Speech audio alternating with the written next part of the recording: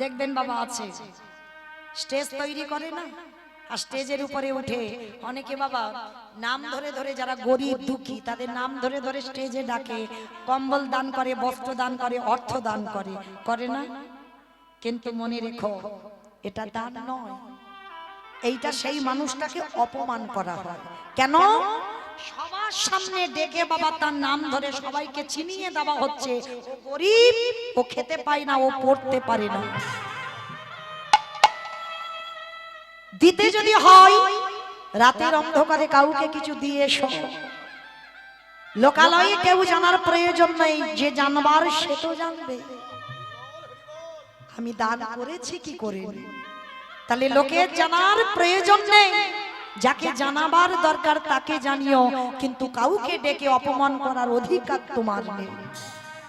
এটা মহাপ্রভু বলছে, রঘুনাথ যে পুরীতে ওই বৈষ্ণব সেবা, অর্থদান, বস্ত্রদান, এটা আমার পছন্দ নয়, এটা আমি পছন্দ করি না যে আমার রঘুনাথ এই রকম করুন।